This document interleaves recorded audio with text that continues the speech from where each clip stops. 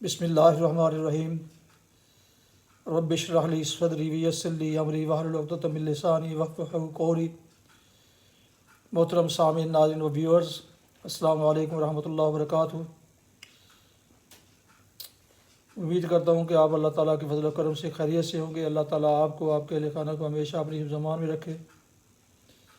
میں بشیر احمد رشیدی راہ ہدایت و نجات کے سلسلے کا ولاگ درس قرآن اپنے یوٹیوب چینل بشیر رشیدی سے آپ کی خدمت میں پیش کر رہا ہوں۔ یہ روحانی اور قرآنی ولاگ جو سراسر باعث خیر، باعث برکت اور باعث ثواب ہے، یہ روزانہ کی بنیاد پر میں اپنے اس چینل پر اپلوڈ کرتا ہوں۔ اللہ تعالیٰ کی رضا کے لیے اور عوام الناس کی تعلیم کے لیے اللہ تعالیٰ میری یہ کاوش قبول فرمائے، آمین۔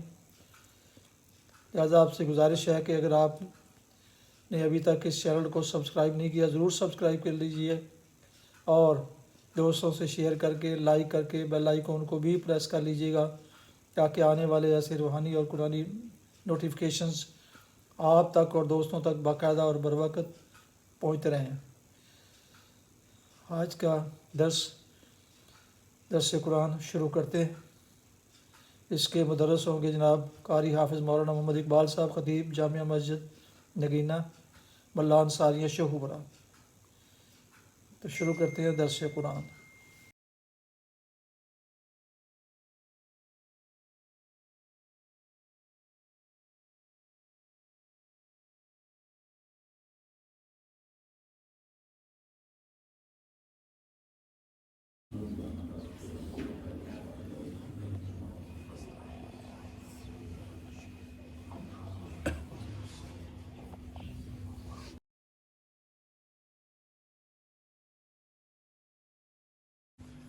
الحمد للہ وکفی والصلاة والسلام علی من لا نبی بعد، اما بعد فاعوذ باللہ من الشیطان الرجیم، بسم اللہ الرحمن الرحیم۔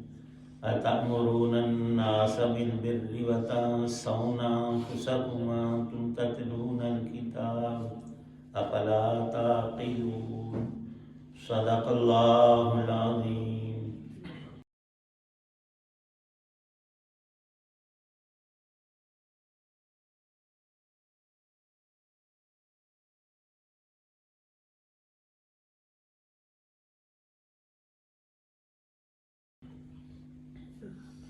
کیا تم دوسرے لوگوں کو تو نیکی کا حکم دیتے ہو اور خود اپنے آپ کو بھول جاتے ہو، حالانکہ تم کتاب کی تلاوت بھی کرتے ہو؟ کیا تمہیں اتنی بھی سمجھ نہیں؟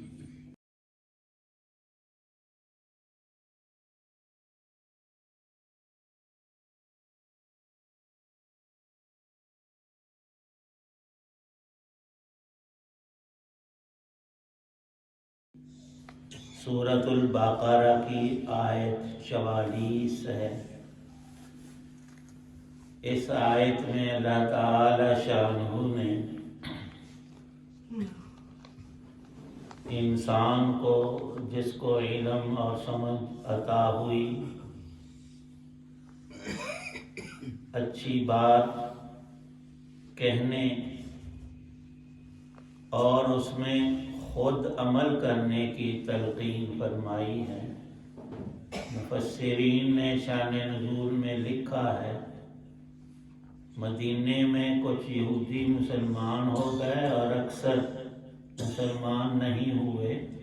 ان میں صاحب علم بھی تھے اور قرآن شریف کو پڑھتے اور سمجھتے بھی تھے۔ جب ان سے یہ مسلمان ہونے والے یہودی پوچھتے اور آپس کی گفتگو ہوتی تو وہ تورات کے پڑھنے والے جو اہل علم اور اس وقت کے علماء تھے، ان اپنے رشتہ داروں اور دوستوں کو پکا کرتے کہ تم ٹھیک کر رہے ہو، یہ مسلمانوں والا دین صحیح ہے۔ لیکن سوال یہ ہے کہ وہ خود تو مسلمان نہیں ہوئی، تو ظاہر ہے سامنے والا بندہ کہتا ہے یار ہمیں تو کہتے ہو تم ٹھیک ہو، تمہارا مذہب ٹھیک ہے، اس سے ہٹنا نہیں پھرنا نہیں، پکے رہو، تم خود کیوں نہیں مسلمان ہو جاتے؟ تو وہ مختلف باتیں کہتے ہیں، یہ کہتے ہیں کہ تم تو علم والے نہیں، ہمیں پتہ ہے اس میں کوئی مصلحت ہے، اس میں کچھ دانائی اور راز کی بات ہے جو ہم بتا نہیں سکتے۔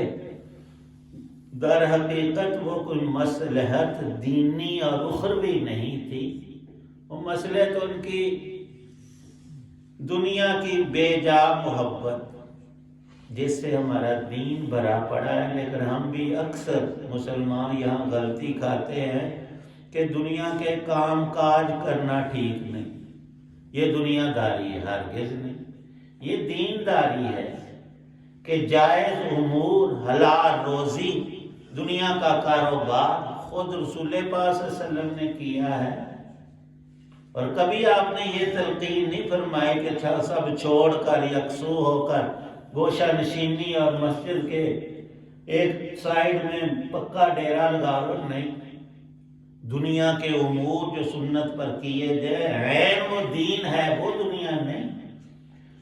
دنیا سے مراد یہ ہے کہ انسان اس کی محبت میں غرق ہو جائے، ڈوب جائے، اللہ رسول کو، آخرت موت کو بالکل بھلا دے۔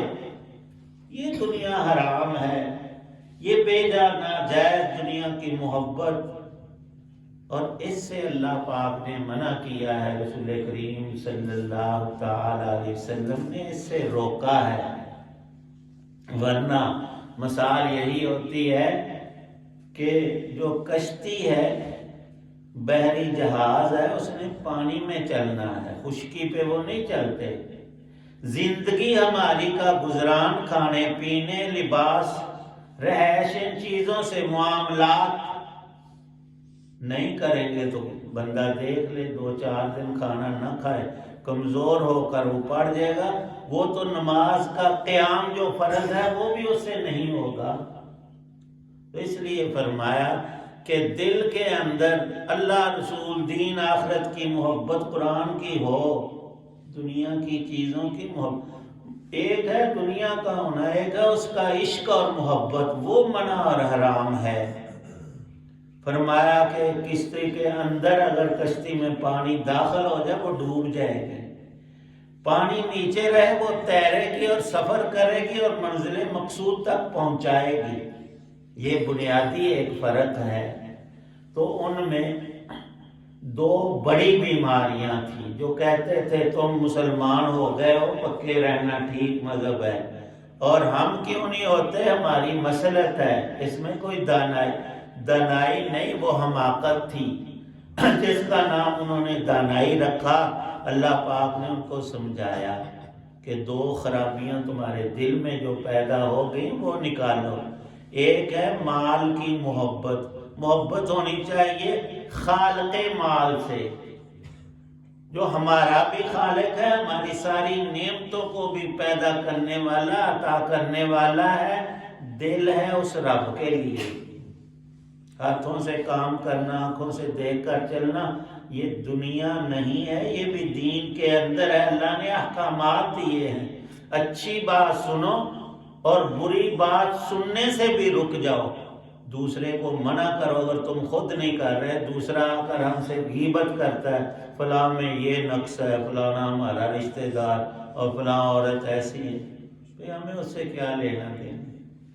اگر وہ باز نہیں آتا اس کو ہم منع بھی کرتے ہیں، یار یہ غیبت ہے، بہتان ہے، تو گناہ کر رہا ہے، مجھے بھی ساتھ ملوث کرتا ہے، تو وہ رکتا نہیں عام طور پر، اس کے اندر ایک تکبر اور رعونت، وہ کہتا ہے، مطلب یہ ہوتا ہے کہ فلانے میں یہ خرابی ہے، میرے اندر نہیں، میں بڑا اچھا ہوں۔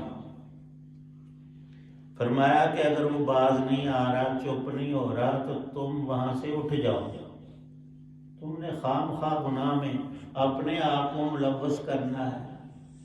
تو ان میں 2 خرابیاں جو تھیں اللہ نے بیان فرمائی، ایک ہے حب مال، حب دنیا جس کو کہتے ہیں، کہ میں ہمیشہ زندہ رہوں، تندرست رہوں، مروں نہ، ادھر ہی موج میلہ لگا رہے، یہ سرے سے بات غلط ہے۔ انسان کا ہر قدم اور ہر سانس، ہم سب کا قبر کی طرف، حشر کی طرف ہمیں لے کر جا رہا ہے۔ تیاری اور محبت اس جہان سے ہونی چاہیے، نیکی اور ایمان کے ذریعے سے۔ دوسری ان میں خرابی یہ تھی کہ وہ چاہتے تھے کہ ہم سے جو لوگ وابستہ ہیں، ہمیں بڑا جانتے ہیں اور صاحب تورات کہتے ہیں، تو وہ ہم مسلمان ہو گئے، وہ ہم سے ہٹ جائیں گے، ساڑھی سے پارٹی ختم ہو جائے گی۔ یہ دو بیماریاں، بہت بڑی بیماریاں، مال کی ناجائز محبت جس کو حب دنیا کہتے ہیں۔ اللہ نے اس سے منع کیا ہر انسان کو کہ اے بندے تو کس چیز سے محبت کرتا ہے جو فانی ہے، وہ تیرے پاس رہے گی بھی تو موت تک، تو خالی ہاتھ آگے چلا جائے گا، تیری محبوب چیز ادھر رہ جائے گی۔ تو نیک عمل کر جو تیرے ساتھ اب بھی ہیں اور بعد میں بھی رہیں۔ دوسری خرابی ان کی حب جاہ تھی، ہم بڑے ہیں، لوگ ہمیں بڑا سمجھتے ہیں، مسلمان ہو گئے بڑائی ختم ہو جائے گی۔ بڑائی صرف اللہ کی ذات کے لیے۔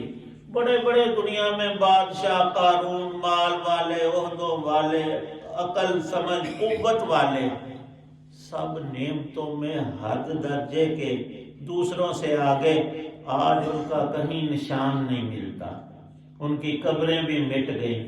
تو ہم بھلا ایسے نہیں ہوں گے؟ 100 سال کے بعد ہمارا نشان کہاں ہوگا؟ ہماری اولاد ہی ہمیں بھول جائے گی۔ مرنے کے بعد ایسا ہی ہوتا ہے، ہر ایک زندگی میں ہر انسان وہ کہتا ہے فلاں جو میرا جگری دوست ہے اور فلاں ایسا ہے، بڑا پیار، اس کو محاوروں میں بھی لاتے ہیں، ہم پیالہ ہم نوالا، اکٹھے ہی رہنا ہر جگہ، دن اور رات۔ مرتے ہی جدائی پڑ گئی، کہو نا وہاں 10 منٹ بھی ٹھہرے اس کی قبر پر، کبھی نہیں، بھول جاتے۔ یہ سارا اکثر لالچ ہوتا ہے، نہ بھی ہو تو ایک وقت تک ساتھ ہے، پھر جدائی ہے۔ اس جدائی کی تیاری آج ہم سب کو کرنی چاہیے۔ یہاں 2 مطلب لکھے ہیں مفسرین نے ایت پاک کے کہ اللہ پاک نے مذمت فرمائی، تم دوسروں کو کہو کہ نیک بن جاؤ اور خود نیکی اختیار نہ کرو، یہ بری بات ہے۔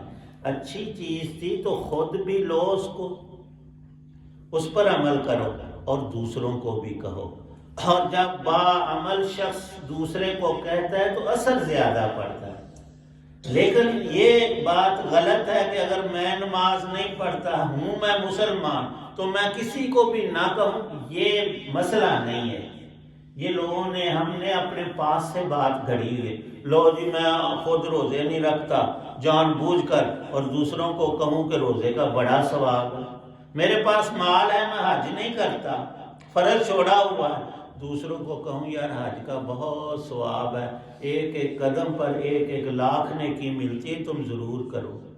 اللہ پاک فرماتے ہیں کہ یہ بات منع نہیں کہ تم حج نہیں کرتے تو دوسروں کو بھی نہ کہو، ہاں دوسروں کو بھی کہو اور خود بھی عمل کرو۔ یہ طریقہ ہے رسول پاک صلی اللہ تعالی علیہ وسلم کا۔ آپ نے جتنے بھی احکام اللہ کے امت کو پہنچائے ہیں، خود سب سے پہلے اس پر عامل ہوئے ہیں، اور یہی اس آیت میں مضمون ہے کہ تم نیکی اور بلائی کو خود بھی اختیار کرو اور دوسروں کو بھی کہو، اور بالفعل تم عمل میں کوتاہی کرنے والے ہو تو تب بھی دوسرے کو کہہ سکتے ہیں۔ گھر میں باپ ہے، وہ خود نماز نہیں پڑھتا، اولاد کو کہتا ہے، بیوی بچوں کو کہتا ہے، رشتہ داروں کو کہتا ہے نماز کا بڑا فائدہ ہے اور بڑا ثواب ہے، اور گھر والے اور اس کے بچے کو جو تو آپ سے پڑھ دا نہیں، یہ غلط ہے۔ اس نے جو بات کہی وہ سنو، وہ بات ٹھیک ہے، اس کو قبول کرو، اس کا عمل ساتھ نہیں تو اس کے لیے دعا کرو کہ یہ ہمیں اچھا کہتا ہے تو خود بھی اچھائی پر آ جائے۔ اور بعض بزرگوں کا یہ بھی طریقہ تھا، کسی عمل میں اگر سستی اور کوتاہی ہوتی، مثلا تہجد کا بہت بڑا اجر ثواب اور وہ پڑھتے نہیں، تو پھر اس پر تلقین دوسروں کو کرتے تھے، اس وجہ سے جب میں بولوں گا تہجد کی فضیلت کا تو میرے کان سب سے پہلے منہ کے قریب ہیں، میں خود بھی تو سنوں گا، اور اس کو دہراؤں گا تو اللہ مجھے بھی توفیق دیں گے۔ تو یہ بات نہیں کہ جب تک خود فرشتہ نہ ہو جائے دوسروں کو کہنا، کہنا ضروری ہے اور عمل کرنا خود بھی اس پر اور ضروری ہے۔ یہ مضمون اس آیت پاک میں ہے۔ اللہ پاک ہم سب کو عمل کریں۔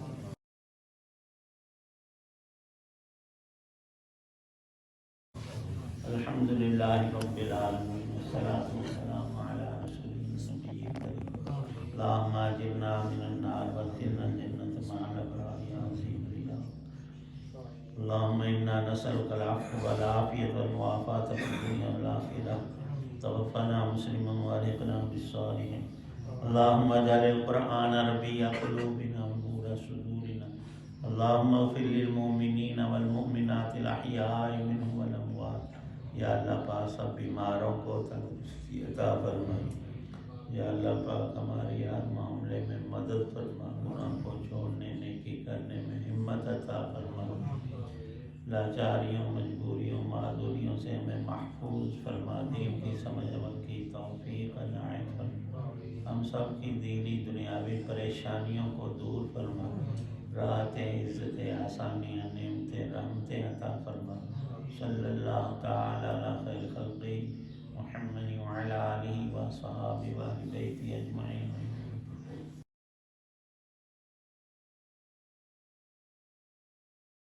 راہ ہدایت و نجات کے سلسلے کا ولاگ درس قرآن میں آج سورہ البقرہ کی آیت مبارکہ 44 کی تلاوت، ترجمہ اور تفسیر بیان کی گئی۔ مدرس تھے جناب مولانا محمد اقبال صاحب۔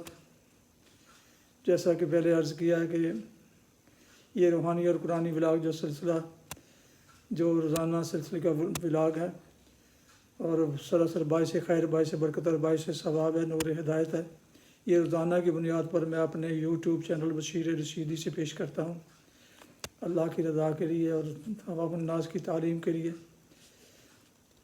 تو اگر آپ نے ابھی تک اس چینل کو سبسکرائب نہیں کیا ضرور سبسکرائب کیجیے اور دوستوں سے شیئر کر کے، لائک کر کے بیل آئیکن کو بھی پریس کر لیجیے گا تاکہ اس طرح آنے والے روحانی اور قرآنی ولاگ اور نوٹیفیکیشنز آپ تک اور دوستوں تک باقاعدہ اور بر وقت پہنچتے رہیں۔ اپنا بہت خیال رکھیے گا، اپنی دعاؤں میں پاک وطن، والدین، آباء و اجداد، دوستوں کے علاوہ اس ناچیز کو بھی اگر شامل فرمائیں تو انتہائی شکر گزار ہوں گا۔ میری دعا ہے کہ اللہ تعالیٰ آپ کو، آپ کے رخانہ کو ہمیشہ خوش رکھے، آباد رکھے، شاد باد رکھے، آمین۔ السلام علیکم ورحمۃ اللہ وبرکاتہ۔ پاکستان زندہ باد۔ اللہ حافظ۔